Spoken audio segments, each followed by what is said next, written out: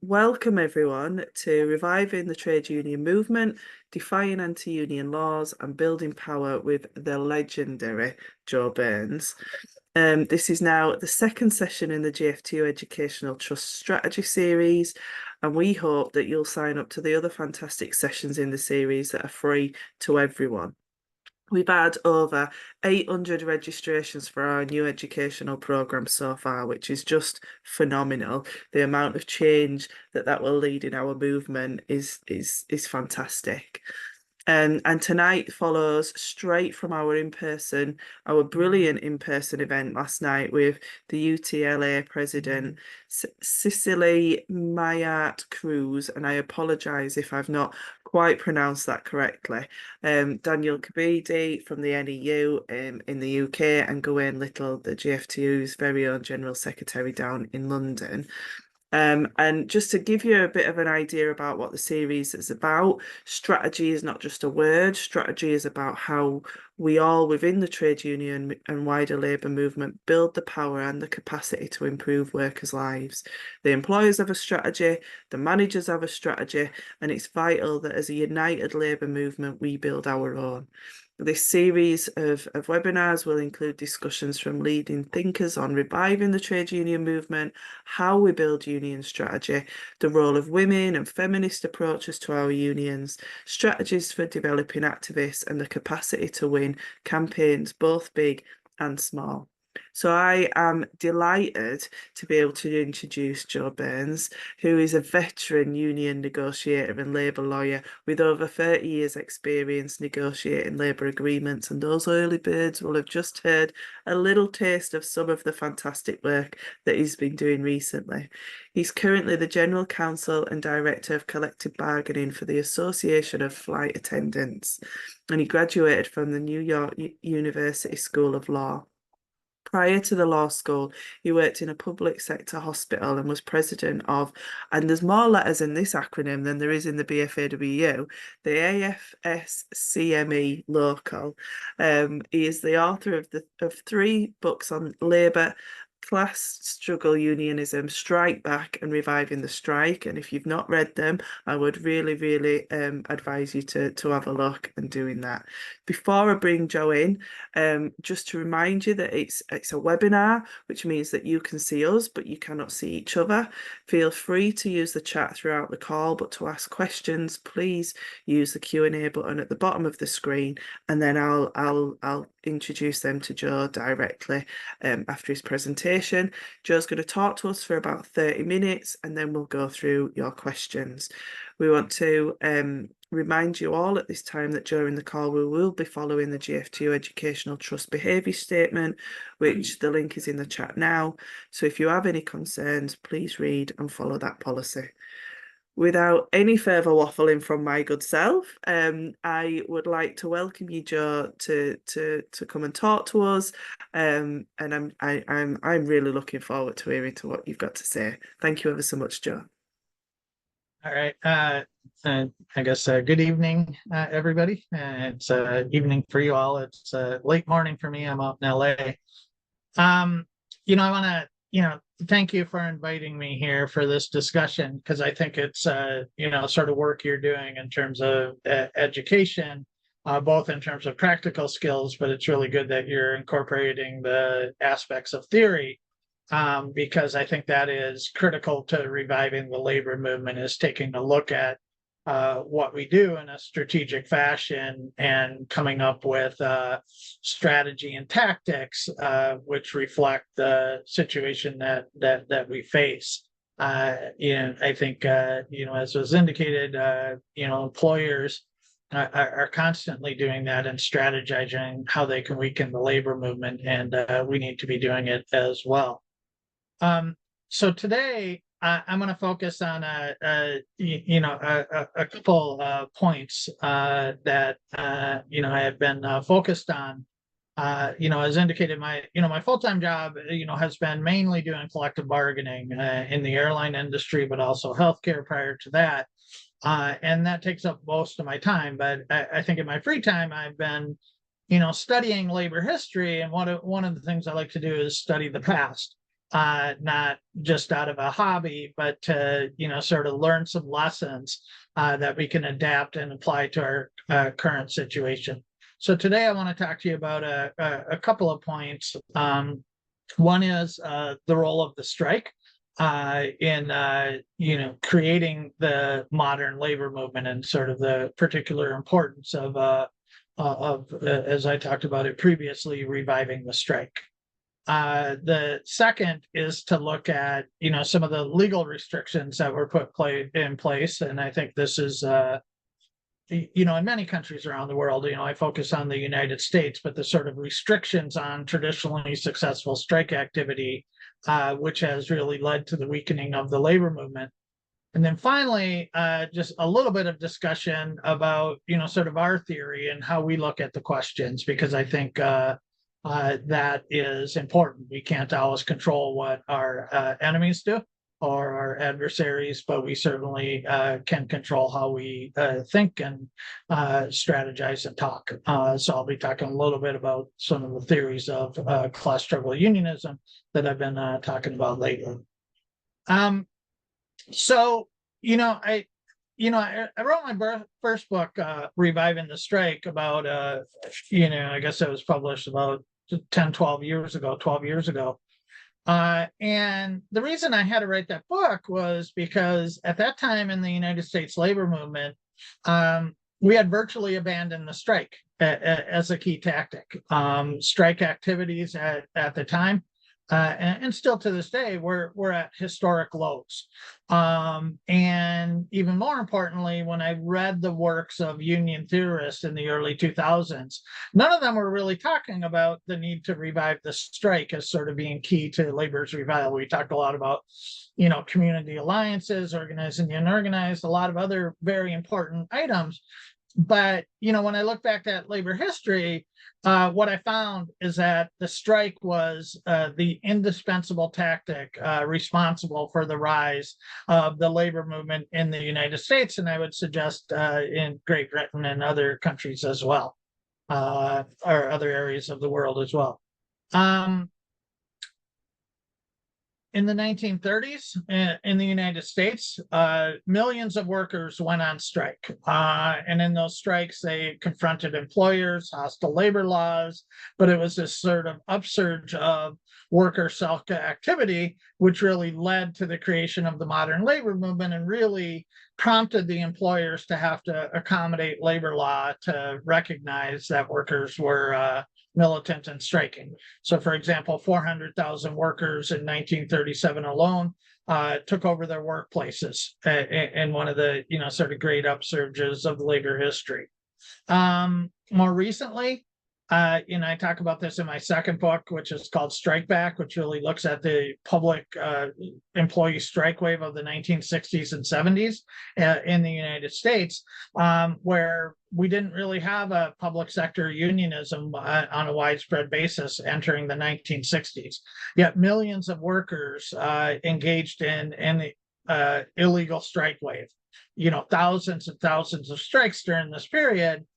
And in doing so, really not only won their unions and collective bargaining for millions of public sector workers, but also forced employers to change the law to provide for collective bargaining for public employees and public workers.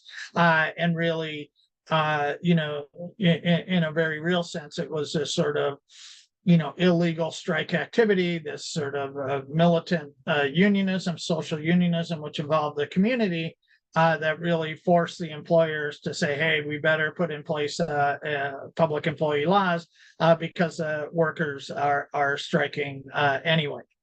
So I think, what I talk about is labor theorists, and these are, sort of mainstream university folks in the 1960s and 70s would have found it to be incomprehensible that we could have a labor movement without a powerful strike. Because I'm a bargainer and I've spent the last, number of decades at the bargaining table most weeks of the year. And I can tell you that, you can make all your flowery arguments. Well, they're not really flowery, but you can make all your arguments at the bargaining table and reasons why the employer should agree to X or Y. And I'm not discounting the importance of being able to articulate your demands. But we also know when you get to a certain point in bargaining, it's really about power. And it's about the ability to pressure the union to agree to union demands. And what we find is that the strike is the indisputable element in that. I think one of the good things that's been happening over the last decade is that, I think globally, is that we have seen a resurgence of strike activity, especially in the last several years in the wake of the global pandemic. I think, conditions have been somewhat favorable in terms of lower unemployment and a lot of other sort of objective factors that lead to the traditionally, can lead to strike activity. But also, I think what we see is that, and certainly I've seen it, human bargaining in the airline industry, is you're on a collision course.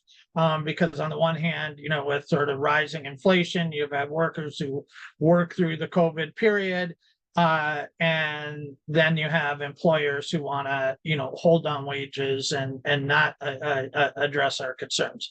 So we've been on a collision course, and what we've seen is, here in the United States, and from what I've been following in Great Britain as well, is a resurgence of strike activity, a sort of a mini wave of strike activity, where we've had auto workers and other workers going out on strike here, public workers, including teachers and others. And most recently, we've got a major strike with Boeing workers, where the union negotiated a deal. 98% of the workers rejected the deal and voted overwhelmingly, and by overwhelmingly, it's like 95% to go out on strike. So it's pretty clear that that's an important element. But it's also clear that even these heightened levels of strike activity pale in comparison to sort of traditional strike activity we saw in the 1950s, 60s, 70s, and even 80s, where we would have millions and millions of lost work days. Here we use the indicator of a major strike, where it's over 1,000 workers. In the 1950s, we averaged over 500 major strikes a year. Whereas in the last couple of decades, we're in the tens and 20s. So even a resurgence of strike activity is relatively minor. It's going from 8 or 9 major strikes a year to 20, 25. So I think we've got a long ways to do, and part of that is taking an analysis of what is the problem, and why did we see this decline in strike activity. And I think there's a lot of factors you can look at, but certainly one that I like to discuss is that we've seen a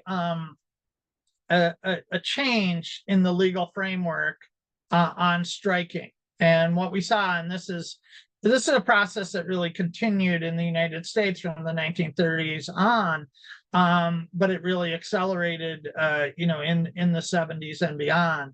And what you basically saw is that the key successful elements of strike activity have become outlawed. And by those, I will talk about stopping production in the private sector and the use of workplace-based solidarity. So when we look at the strikes of the 1930s and beyond, there were a couple of key elements. One is, unlike today, workers don't strike in isolated battles, with just one work group in the industry. Generally speaking, we would see hundreds of thousands of workers going out on strike, striking entire industries at the time. So 500,000 steelworkers striking in 1959, 1946, hundreds of thousands of railroad workers and auto workers and steel workers all going on at the same time, which both provides, strength in numbers, but it also, creates a political crisis for the government, and forces them to intervene, to help resolve the disputes. But even beyond that, we had a series of tactics that we could use, where workers would get involved in a struggle at a local area, but they would be able to call on other workers to support their strikes, not just by what we do today, which is showing up to the picket line after work hours, or passing resolutions, or raising money, which are all important, but also by taking action on the job, by expanding the strike, by refusing to sell struck goods. All of these sort of solidarity tactics, which is what I call them, but what the legal framework talks about is secondary activity.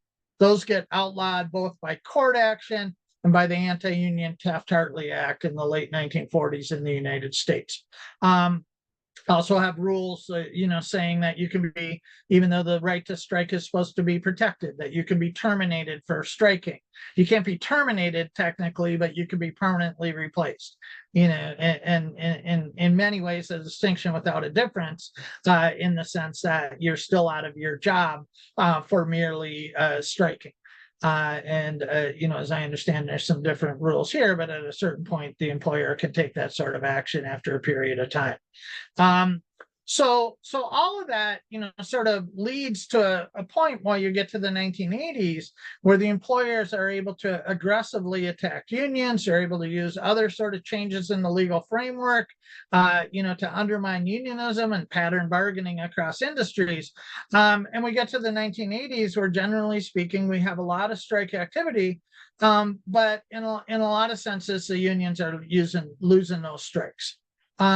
So I think for a period of time, unions responded by shying away from the strike, right? Because it really wasn't working as constituted. So we tried a lot of tactics like one-day strikes and corporate campaigns and other vehicles to kind of pressure the employers. But I think what we discovered, going through the 90s and beyond, is that wasn't sufficient. Because as a union movement, we have to have a vehicle to improve working class members or potential members' lives. And if we don't have an ability to force the employer to agree to demands, to win things like pensions and health insurance and so forth, then our ability to grow as a labor movement is limited. And indeed, that's what we found. We found that the percentage of members belonging to our movement, steadily declined in the labor movement till we're under, 6% in the United States of private sector unions. It's 6 out of 100 belonging to unions.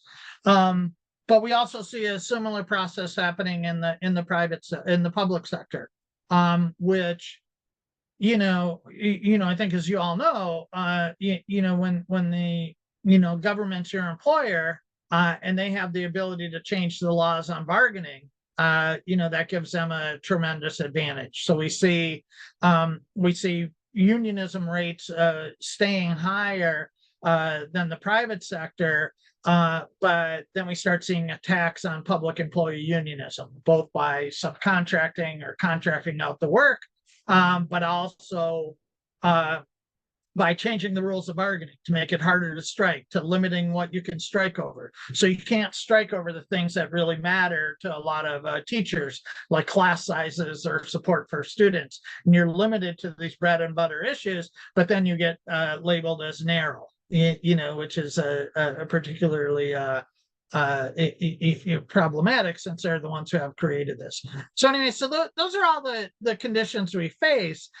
At some point, it can be a little daunting to focus on the negative. So I'm going to, kind of switch gears and talk a little bit about, how we can deal with it, and historically, what we have done. And I think, as I've said, over the last decade, we have seen a resurgence of strike activity. We've seen, sort of led with the Chicago teachers and the teachers in the United States. Around a decade ago, we started to see a series of strike waves where public workers sort of rejected the framework of, that had been prevalent for a long time, of trying to lobby politicians and so forth. I think they argued that really didn't work. And what they argued is for a particular model of unionism that was really member run, more focused on militancy, willing to challenge politicians to fight for what their students needed, a sort of broad-based social unionism that articulated demands broader within education. So we see the sort of strike wave taking place in education. And one of the things that we find out from studying labor history is that workers tend to strike in waves. And that's one of the elements of hope that we have for the future. Because what happens is workers see other workers striking or settling contracts on the verge of a strike, and they say, we can do that too. And so we see other teachers kind of embracing this strike activity.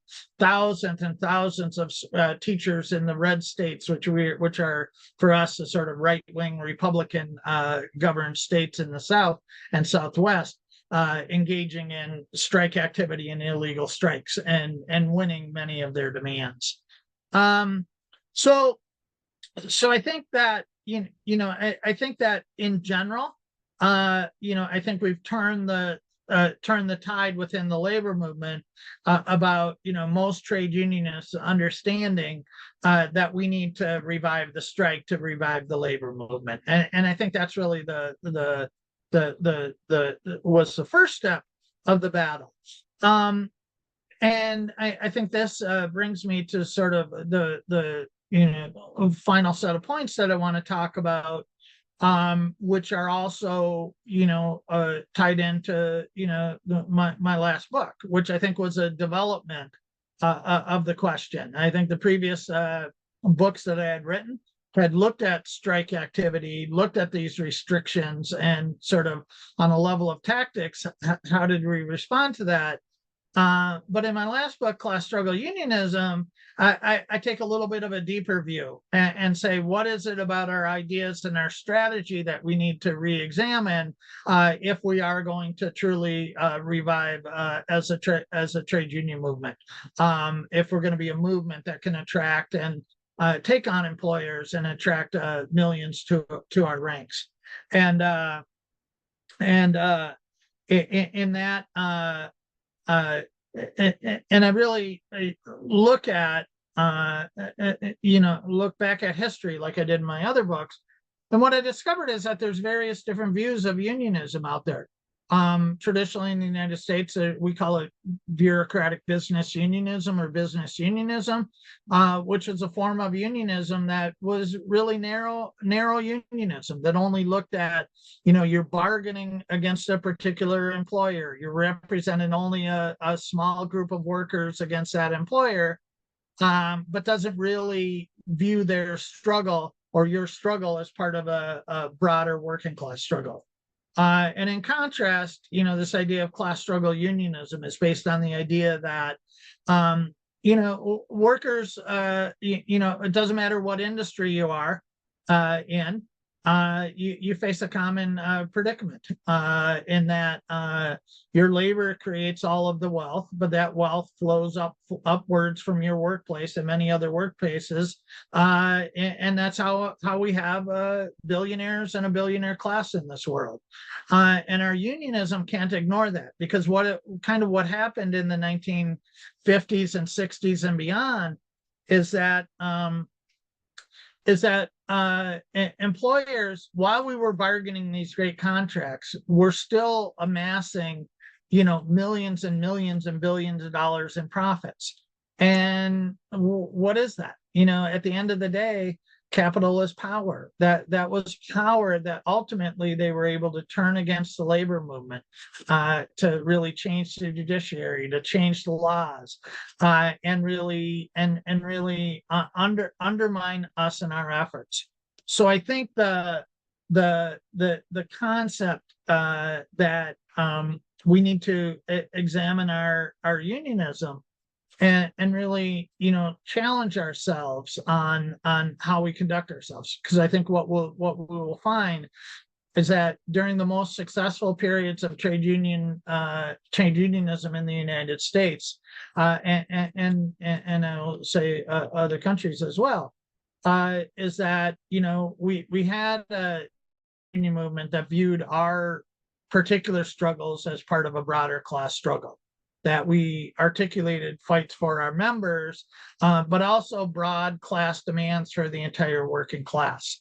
They say the general resides in the particular. So it's like, in every contract battle, whether you're fighting for more pay or you're fighting for healthcare, you're not only fighting for your members, but you're fighting for the things that the entire working class needs. We also find during periods of successful trade unionism that a lot of it is worker-led self-activity. That we succeed when we're engaging in these sort of militant battles, but workers come flocking to our movement. One guy wrote this book, Dan Glosson wrote a book a while back called The Next Upsurge. And he talks about most time the labor movement is stagnant or declining. But then we grow in these great growth periods, which he calls labor upsurges. So part of our task is not only to fight our battles, but how do we create the conditions for the next upsurge and how can we take advantage of that? I think just a couple other points is, I think we have to have a clear idea of the role of the government and the state. I think for a long time, the labor movement, sort of had this view that, the government often, and especially when I guess it'd be the Democrats for us or the Labor Party's in power, you think, well, they're maybe well-meaning, but just imperfectly protecting our interests and our ability to strike. But I think we have to have a sort of clear view that part of the problem is that the role of the government overall is to facilitate the system of profit making off of the labor of workers. So we're always going to have to be in a position where we have to be, we got to work with everybody and support a favorable government, but we also need to be clear-minded that it is this sort of worker-led activism and activity and willingness to confront restrictions, which has led to the gains in the labor movement. Which I think leads to the final point that I'll cover is we're also going to have to grapple with the question of class struggle tactics. How do we, and this is a difficult question, but how do we revive the labor movement in the context of a legal framework which is set up for us to certainly not thrive or to fail. I'll suggest that when the labor movement has made the gains, they have made that when they were able to and willing to confront labor law. And that's really kind of why I wrote my second book about the public employee strike wave of the 1960s, because, in many ways, it's a daunting task, right? How do you even envision doing that?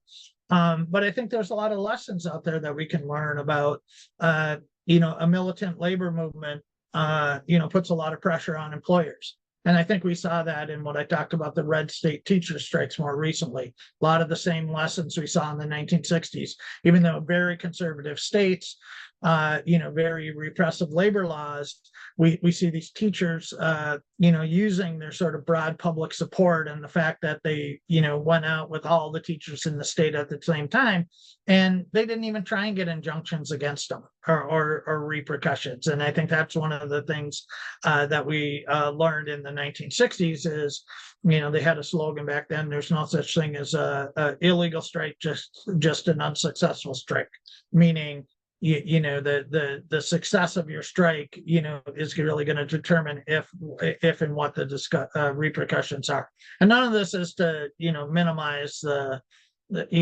problems with legal restrictions. I'm a labor lawyer by trade, so I spend a lot of time telling people you can't be doing that sick out or that sort of action because we need to all kind of follow a plan. But nonetheless, I think on the sort of broader level, we do need to start having this discussion because we do need to change course.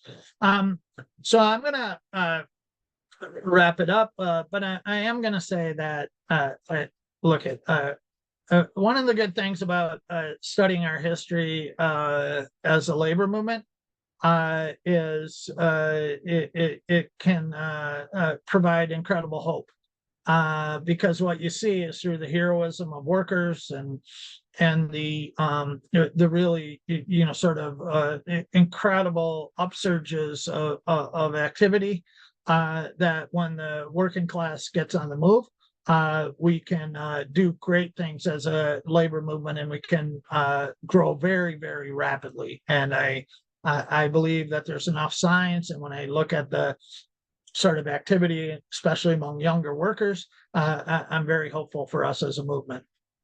Thank you all. Wow, thank you so much, Joe. I've got like 300 questions rattling around in my brain. Just I could listen all night to you talking, but I'm not going to be selfish because we've got 8 to 9 questions from the audience, and we will prioritize them rather than me abusing the position of chair. Do you want me to give you questions one by one or a couple at a time? Well, However, whatever your judgment is. okay, well, we'll start off with one, and then we'll see how we go because they're all quite meaty. So Miles asked, do you have any examples of successful strikes in sectors where workers can work from home? Any suggestions for how best to ensure that workers resist any pressure to log on at home in the absence of a physical picket line? No, I think that's a interesting question, and I know I was working with some of the public workers and social workers in the aftermath of COVID, where a lot of people, especially back then, were working from home, and the question is, how do you do a picket line? And I really think it depends on sort of what your employer is like and what you do. And part of this is there's a fundamental distinction that needs to be drawn between public sector strikes and private sector strikes.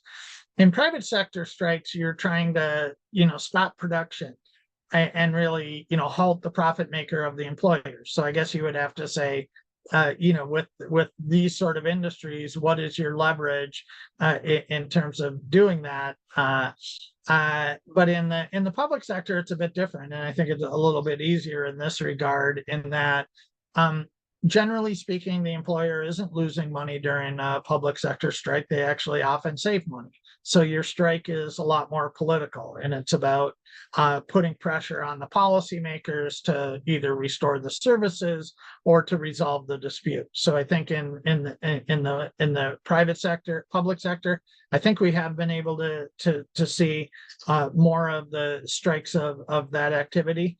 I think less so, and I really can't point to specific ones in the private sector as much. Thank you for that. I think that distinction between public and private sector as well, and the leverage that they've got is quite important. Lawson asks, well, they say that they're keen to hear your view on what impact the response by the Reagan administration to the PATCO dispute had on other strikes in the US in the 1980s. So, at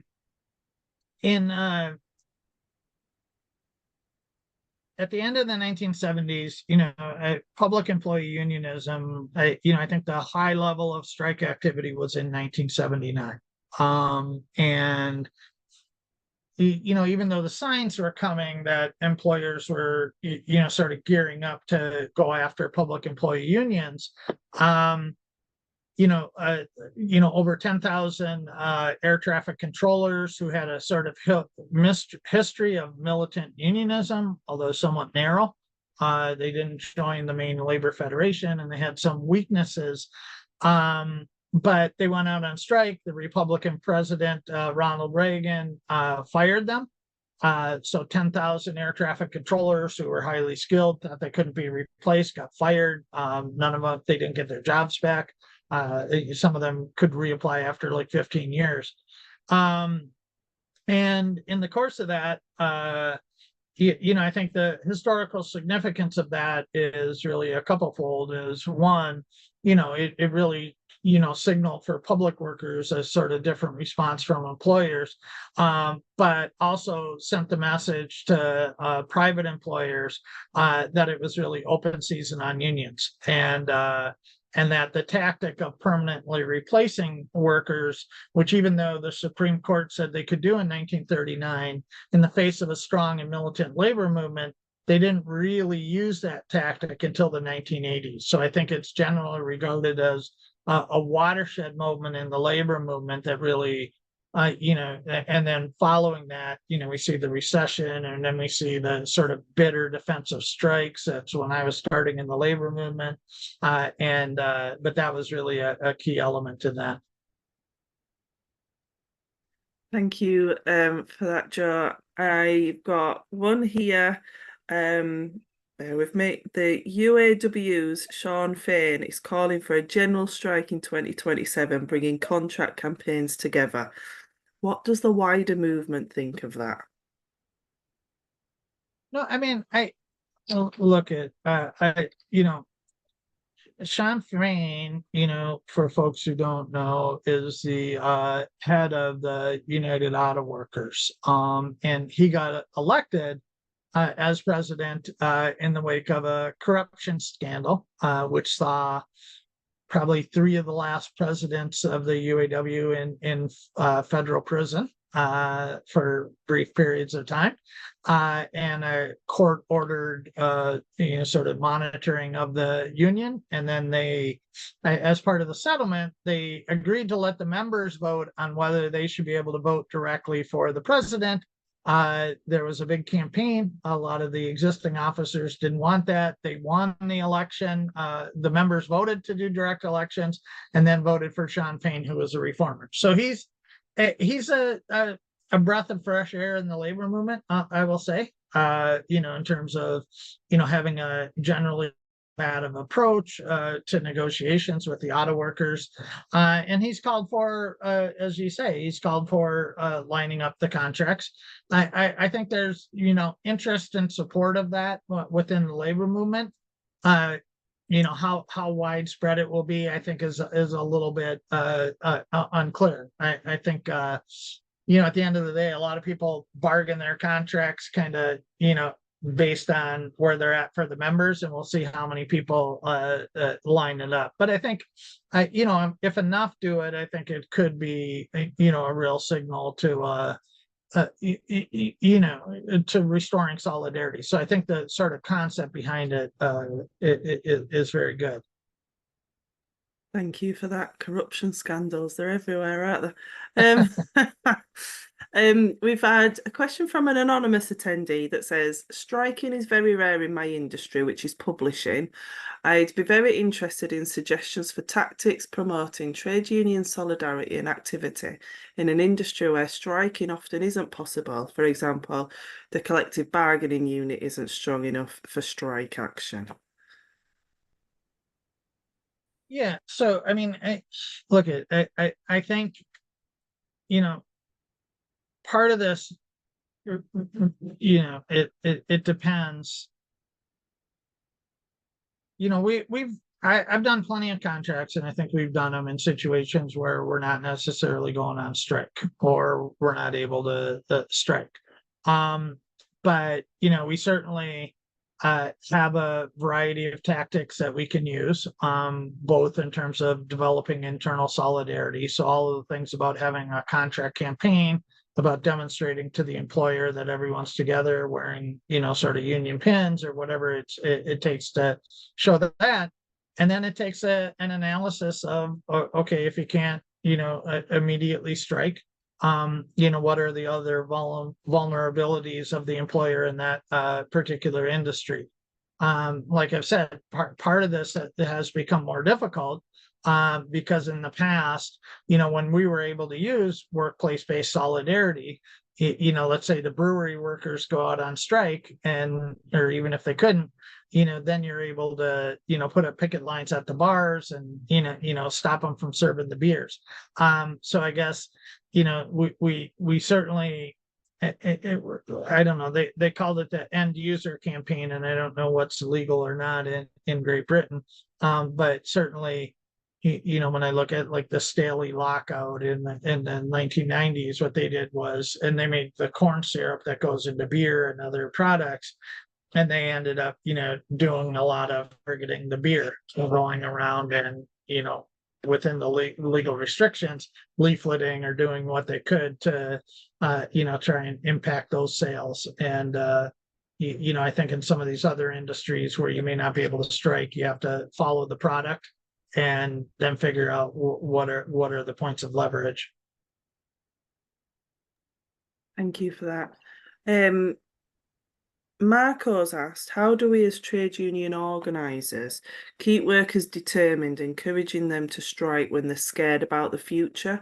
How do we keep morale high in those sort of circumstances?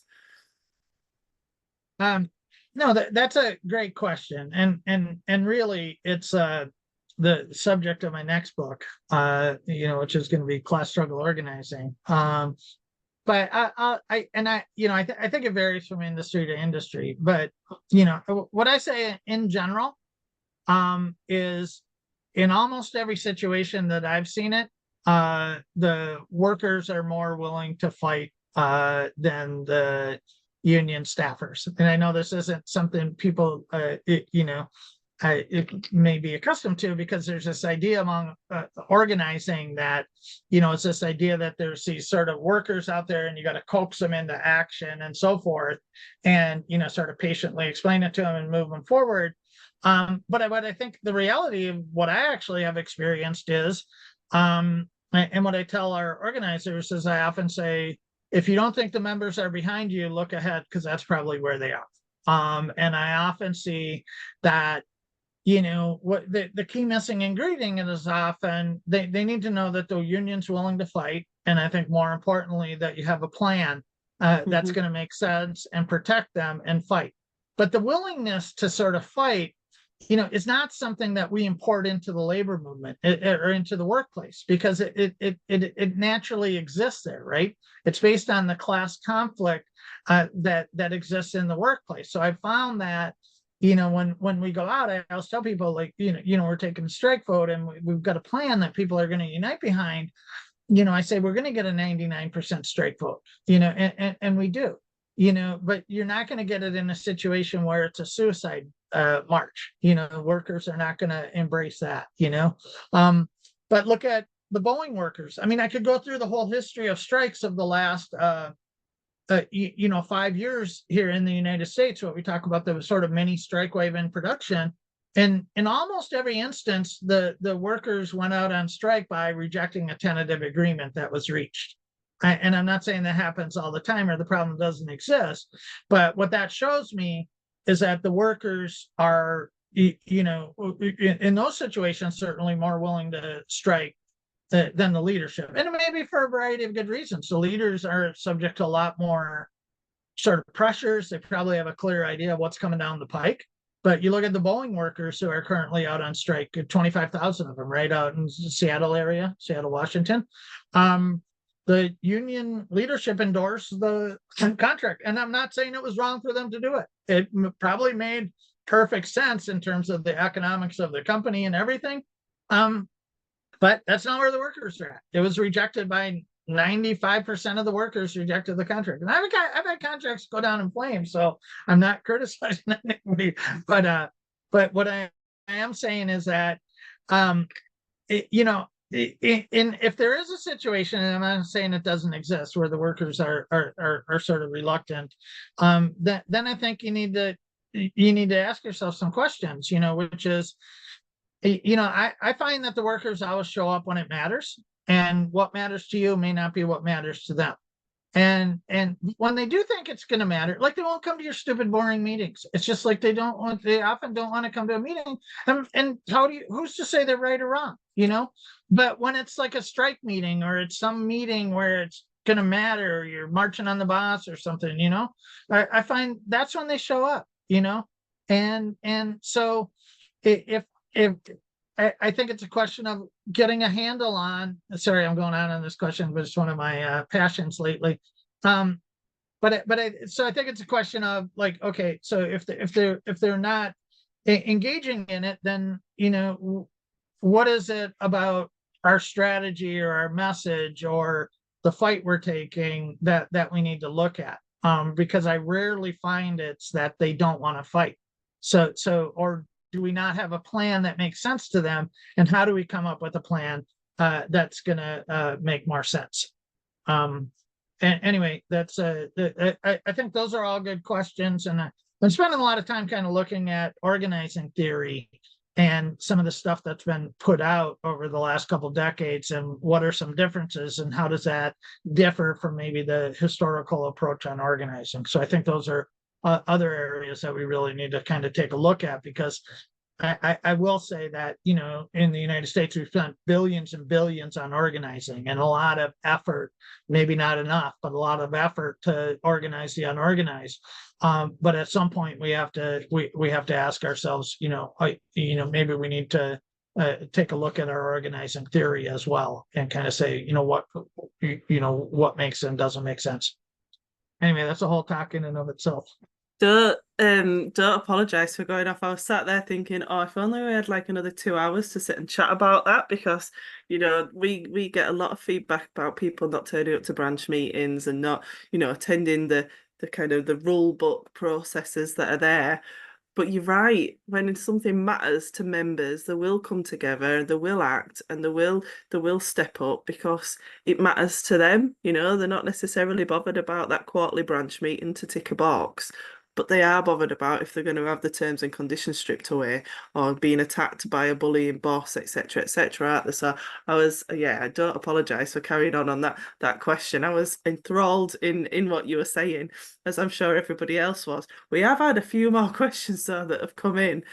Funnily enough, we've got about 8 minutes left, so I think we've got time for two or three more. Okay. So we've had a question that talks about the teacher strike, the fact that, as I mentioned at the beginning, Cecily came over from the United Teachers of LA to talk to the National Education Union reps around class struggle and trade unionism. And the question is, what do you think is the potential for and the barriers to international solidarity and collaboration between trade unions? We've got Boeing factories over here that and on strike in the 25,000s like they are over in America, and what are the barriers and potentials for that? So I think one of the barriers is the sort of practices of the existing labor movement, and I think when you look at sort of the successful elements of international solidarity, I think it's when there's been sort of member to member reach out directly between local unions. So if you look at the dock workers, and whether it be the Charleston Five or some of the other instances, a lot of that didn't necessarily just come up through the international channels, which often tend to be bureaucratized and not always the greatest vehicle for those types of activities. I know that I think a lot of the sort of member to member outreach and the sort of direct contact, it really is probably the best way to get that going. I know way back in the 90s, with the auto workers in my local area, there were some militants in leadership, and directly established ties with the Mexican auto workers sort of decades before that was happening. And it both sort of developed the consciousness of the workers in their plant, but provided crucial support. So, back when I was local president, and I think beyond, I think, sort of these sort of rank and file sort of, or local union sort of direct ties are sort of key to this sort of solidarity efforts. And I think the more of them that we build up, the more we can sort of cross fertilize on ideas. And I think what we find out is, I touched on it a bit, but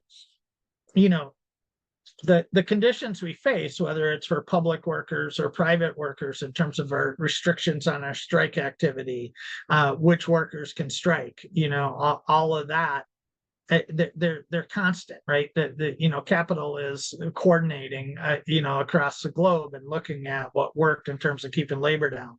So I think the more we do that, the better.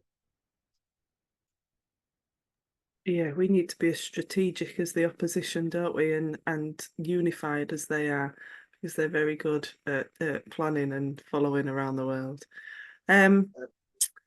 We've got Michael says, thank you for your considered analysis. The point you make, which is often overlooked, regards the law is such that it's established to set unions and workers up to fail the law.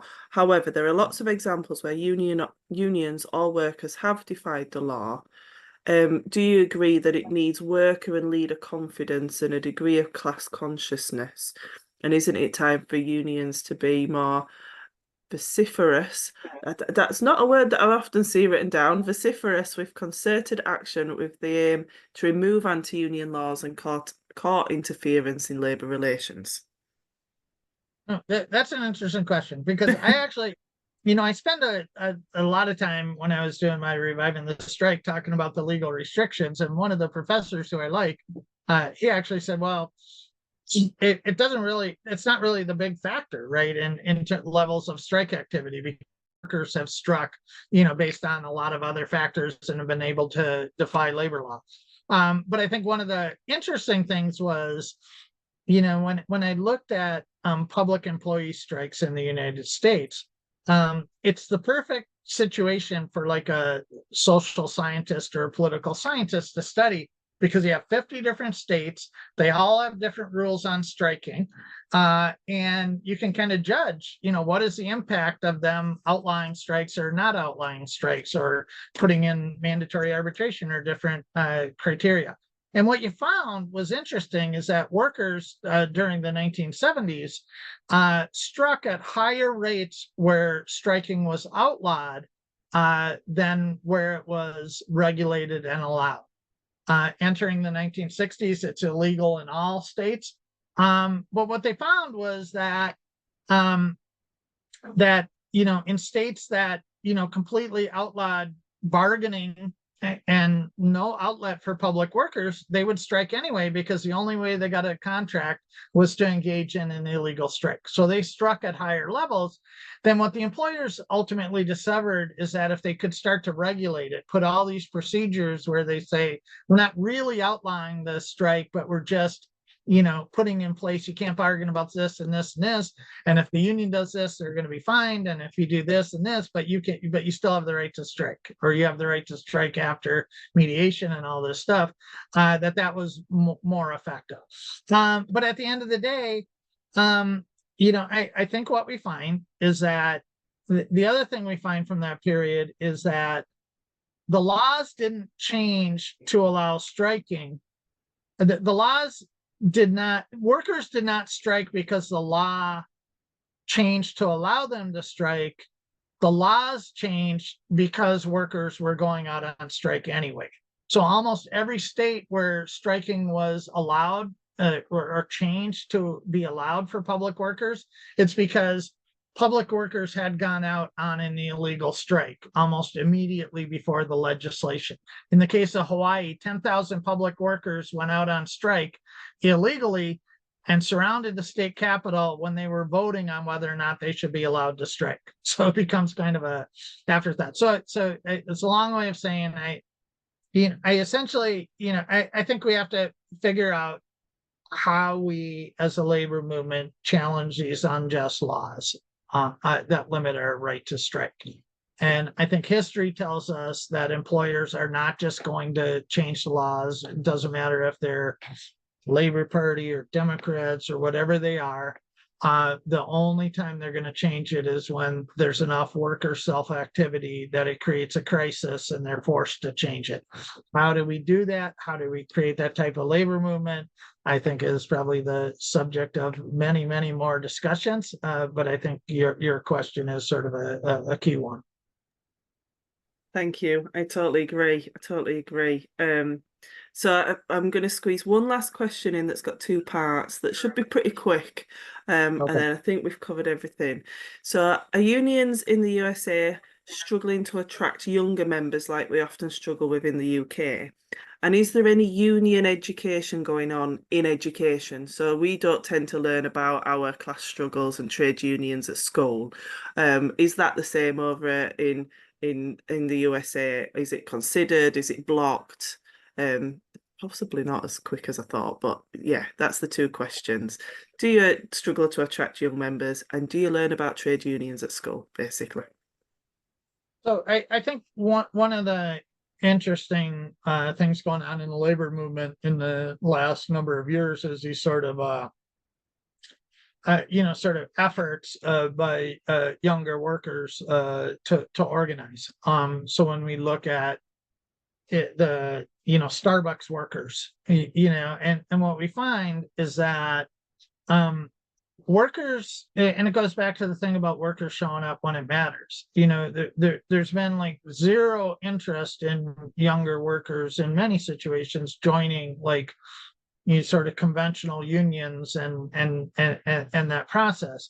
But we do find is that when workers kind of take it almost upon themselves to organize and rack up some victories, younger workers, that the Starbucks workers, they had to organize coffee shop by coffee shop, these corporate chains, but they're all separately organized.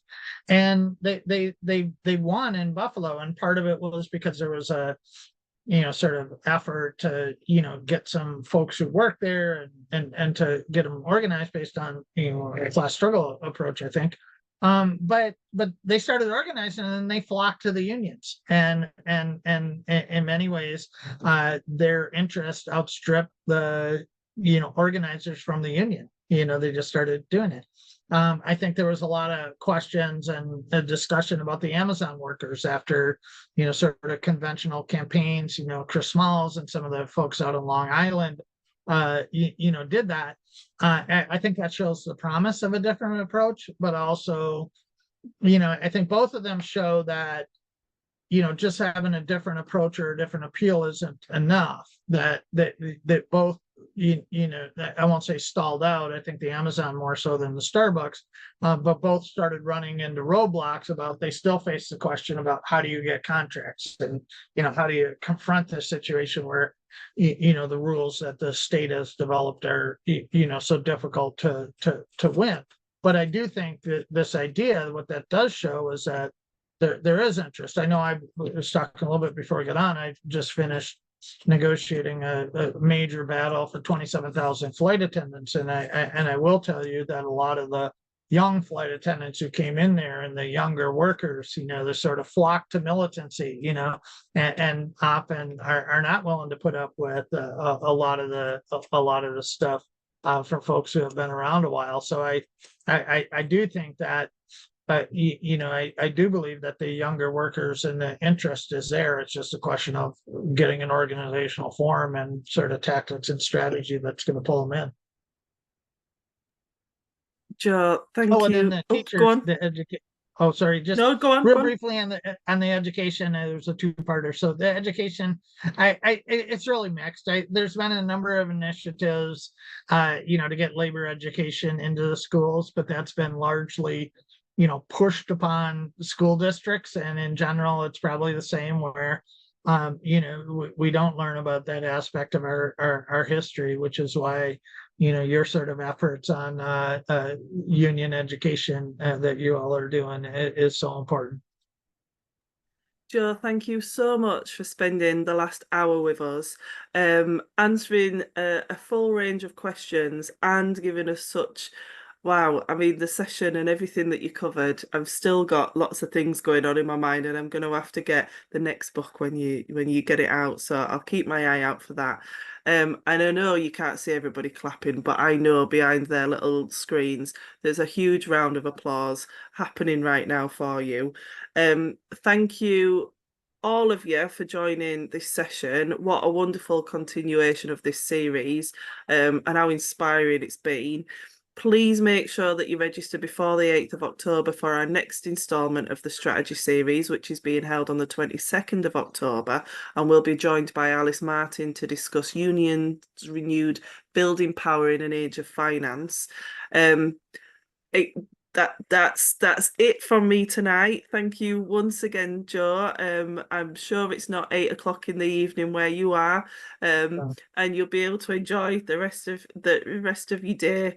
But yeah, thank you so much, Joe, and I hope that we cross paths again, and I can hear about what you've been doing, creating more contracts and negotiating on behalf of thousands more workers. Thank you. all right, thanks. For you and to Henry for putting this together. So, see y'all. Bye. Bye for now.